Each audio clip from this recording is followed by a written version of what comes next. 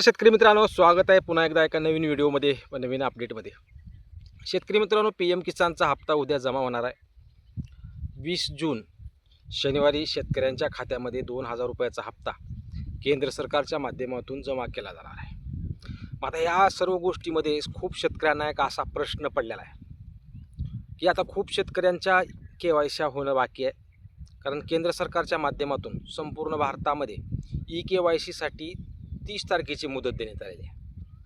मग आता काहींना वाटेल की मी KYC केलीच नाही कारण व्यवस्थित चालत नाही, आजचा शेवटचा दिवस बोलला जातोय. कारण शेवटचा दिवस कशाचा की उद्या PM किसानचा हप्ता जमा होणार आहे आणि त्यामध्ये प्रत्येकानं वाटायला आता उद्या जर आपण आज KYC नाही केली तर उद्या आमचा हप्ता जमा होणार का नाही. प्रत्येकालाच प्रश्न पडतो शेतकऱ्यांना, कारण आज भयंकर या ॲपवर लोड आहे. त्यामुळं खूप जणांच्या KYC आज झाल्याच नाहीत, कुणाच्या होतात तर कुणाच्या नाही.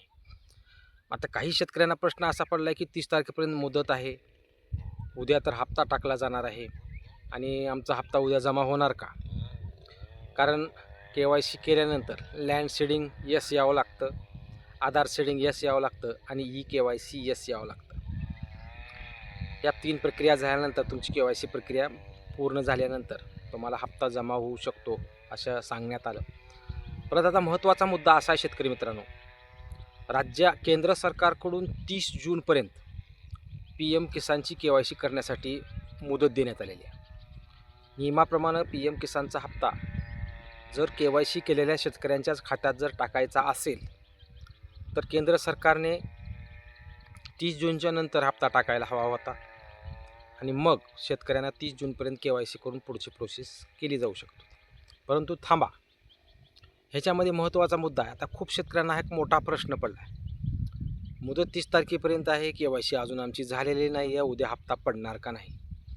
मग कोणत्या शेतकऱ्यांच्या खात्यामध्ये PM किसानचा हप्ता जमा होणार, हा खूप महत्त्वाचा मुद्दा आहे. आता ह्याच्यामध्ये 2 महत्त्वाचे मुद्दे आहेत, ते समजून घेणं गरजेचं आहे. तुम्हाला व्यवस्थित व्हिडिओ पहा.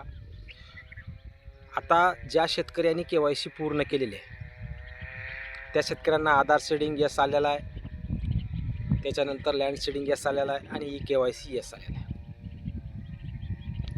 आता ज्या शेतकऱ्यांची KYC करायची बाकी आहे, आता ज्या शेतकऱ्यांनी KYC केली आहे त्याचा विषय नाही, ते आता म्हणणार की माझी KYC झाल्या उद्या हप्ता पडणार. मग ज्या शेतकऱ्यांचीच KYC झालेली नाही त्याचा हप्ता उद्या पडणार का, हा खूप महत्त्वाचा मुद्दा आजच्या व्हिडिओच्या माध्यमातून घेणार आहोत. चॅनलवर नवीन असाल तर चॅनलला सबस्क्राईब करा व जास्तीच्या शेतकऱ्यापर्यंत हा व्हिडिओ शेअर करा. ह्याच्यामध्ये 2 मुद्दे आहेत शेतकरी मित्रांनो. केंद्र सरकारकडून याच्यामध्ये 2 ऑप्शन वापरले जाऊ शकतात. एक तर पहिला मुद्दा, ज्या शेतकऱ्यांनी KYC केली आहे त्या शेतकऱ्यांना सहजासहजी हप्ता पडून जाईल, त्याचा विषय नाही.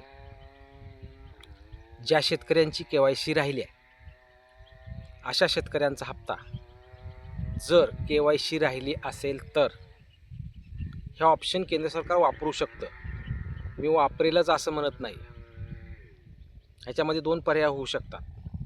ज्या शेतकऱ्यांची KYC झालेली नसेल त्या शेतकऱ्यांच्या खात्यावर हप्ता उद्याचा पडू शकेल, किंवा कसा पडू शकेल, जर केंद्र सरकारच्या माध्यमातून 30 तारखेची मुदत असल्यामुळं तो हप्ता त्यांच्या खात्यामध्ये पडू शकतो. जर केंद्र सरकारने जर तुमची KYC झाली नाही म्हणून जर हप्ता तटवला तर मग काय होऊ शकतं, तर शेतकरी मित्रांनो, ज्या शेतकऱ्यांची KYC राहिलेली आहे अशा शेतकऱ्यांची KYC होण्यासाठी तो हप्ता एखाद्या वेळेस तटवला जाऊ शकतो आणि त्या शेतकऱ्यांची KYC झाल्यानंतर ते पैसे त्यांच्या खात्यामध्ये वर्ग केले जाऊ शकतात. मी कशामुळे हे म्हणतो शेतकरी मित्रांनो, कारण खूप जण KYC करत नाहीत. त्यामुळं केंद्र सरकारने एखाद्या वेळेस 30 जूनच्या अगोदर 20 जूनला जो हप्ता टाकण्याचा निर्णय घेतलेला आहे ह्याच्यामध्ये थोडं काही कारण हे असू शकतं. तर महत्त्वाचं कारण म्हणजे ज्यांची KYC होत नाही तो शेतकऱ्याचा हप्ता आता टाकायचा नाही आणि तो शेतकरी 30 तारखेच्या आत KYC केल्यानंतर त्यांच्या खात्यामध्ये तो हप्ता जमा केला जाऊ शकतो, असं नियमाप्रमाणे आहे. परंतु मी खात्रीने एक गोष्ट सांगू शकतो, ह्याच्यामध्ये 2 टप्पे मी स्पष्ट सांगतो. ह्याच्यामध्ये 2 निर्णय घेतले जाऊ शकतात. महत्त्वाचा मुद्दा म्हणजे जास्तीत जास्त शेतकऱ्यांना हे पैसे टाकले जाऊ शकतात. कारण केंद्र सरकारला शेतकरी विचारू शकतो की तुम्ही 30 जूनपर्यंत मुदत दिली आहे, अजून 10 दिवसाची वेळ आहे, आम्ही KYC केली असती असे शेतकरी म्हणू शकले असते. म्हणून केंद्र सरकार एखाद्या वेळेस 70 ते 80% चान्सेस आहेत की सर्व शेतकऱ्यांचा हप्ता उद्या टाकला जाऊ शकतो. कारण 10 दिवस अजून KYCसाठी आहेत. जर हे शेतकरी परत KYC करतील का नाही या आशेसाठी केंद्र सरकार ज्या शेतकऱ्यांनी KYC केलेली नाही अशा शेतकऱ्यांचा हप्ता तटवलाही जाऊ शकतो.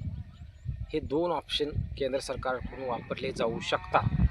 आता याच्यामध्ये कुठला निर्णय होतो हा महत्त्वाचा मुद्दा आहे. माझ्या वैयक्तिक मते तरी उद्या 70 ते 80% चान्सेस सर्व शेतकऱ्यांच्या खात्यात KYC न केलेला असो KYC केलेला असो सर्वांच्या खात्यामध्ये पैसे दिले जाऊ शकतात. आणि 20 ते 30% चान्सेस आहेत की ज्या शेतकऱ्यांनी KYC केलेलं नाही त्या शेतकऱ्यांनी 30 तारखेच्या आत KYC करायची आणि त्यांच्या खात्यामध्ये KYC केल्यानंतरच त्यांच्या खात्यामध्ये हप्ता पडू शकतो. हे 2 ऑप्शन केंद्र सरकारकडून वापरले जाऊ शकतात. त्यामुळे याबाबत केंद्र सरकारकडून कुठलीही अपडेट देण्यात आलेली नाही आहे. कारण ज्या शेतकऱ्यांनी KYC केलेली नाही अशा शेतकऱ्यांच्या खात्यात उद्या हप्ता पडणार नाही असं स्पष्ट सध्या तर नाही आहे. कारण जर त्यांना हप्ता टाकायचाच नसला असता तर तो हप्ता त्यांनी 1 जुलैच्या नंतर टाकले असते.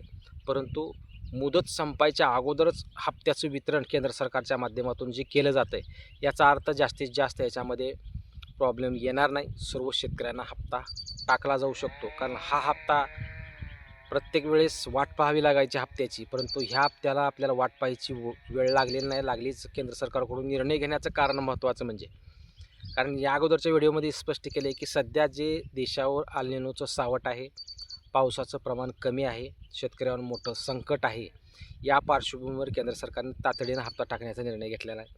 त्यामुळे या सर्व नियम अटी निकष आहेत त्या जरा एखाद्या वेळेस बाजूला ठेवल्या जाऊ शकतात. त्यामुळं एखाद्या वेळेस हप्ता सर्वच शेतकऱ्यांचा टाकला जाऊ शकतो. जरी केंद्र सरकारने निर्णय सर्वच शेतकऱ्यांनी KYC करावी असं जर त्यांचा निर्णय असेल तर जो शेतकरी KYC केला नाही त्या शेतकऱ्याची KYC केल्यानंतर हप्ता टाकला जाऊ शकतो. हे 2 ऑप्शन वापरले जाऊ शकतात. परंतु सध्या तरी केंद्र सरकार शेतकऱ्यांना त्रास देईल असं वाटत नाही आहे. त्यामुळं महत्त्वाचा मुद्दा ह्याच्यामध्ये स्पष्ट समजून घ्या शेतकरी मित्रांनो. आज मुदत संपलेली KYCची नाही. KYCची मुदत ही 30 तारखेपर्यंत आहे.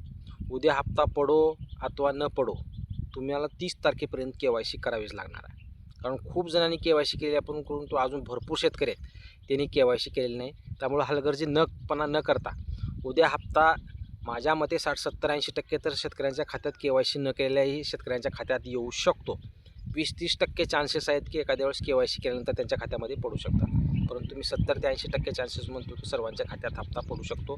परंतु हप्ता पडला म्हणून न थांबता सर्वच्या सर्व शेतकऱ्यांनी 30 तारखेच्या आत PM किसानची KYC करून घ्या. फेस KYC करा, स्तंभ KYC करा, कोणती KYC करायची ती KYC करू शकता. PM किसानचा ॲप घेऊन लागलीच करू शकतात. कारण सर्वांना ही गोष्ट माहीत आहे, छोटीसं 2 मिनिटाचं काम खूप शेतकऱ्यांनी केले, परंतु असे भरपूर शेतकरी आहेत त्यांनी KYC केलेलं नाही आहे. त्यामुळे आता उद्या पाहणं गरजेचं आहे की कोणाकोणाच्या खात्यामध्ये हप्ता पडू शकतो. आणि समजा जर केंद्र सरकारने KYC न केल्या शेतकऱ्यांच्या खात्यात जर हप्ता टाकायचा नाहीच ठरवलेला जर असेल तर उद्या जर तुम्हाला लक्षात आलं तर तात्काळ KYC करून 30 तारखेच्या आत घ्या, तरच तुमच्या खात्यामध्ये तो हप्ता पडू शकतो. त्यामुळं हीच एक अपडेट द्यायची होती. कुणीही केंद्र सरकारने असो राज्य सरकारने असं कुठलंही स्पष्ट केलं नाही की उद्या हप्ता KYC केलेल्या शेतकऱ्यांच्याच खात्यामध्ये पडणार आहे. असं स्पष्टीकरण जरी दिलेलं नसलं तर आपण जागरूक राहणं गरजेचं आहे. उद्या हप्ता पडो अथवा न पडो 30 तारखेच्या आत सर्व शेतकऱ्यांनी KYC करून घ्या. सर्व शेतकऱ्यांच्या खात्यात हप्ते पडतील अशी माझी तरी खात्री आहे. परंतु पाहूया नेमकं उद्या काय होते. धन्यवाद मित्रांनो. अशाच नवनवीन व्हिडिओसाठी अपडेटसाठी चॅनलला सबस्क्राईब करा व जास्तीत जास्त शेतकऱ्यांपर्यंत व्हिडिओ शेअर करा. धन्यवाद.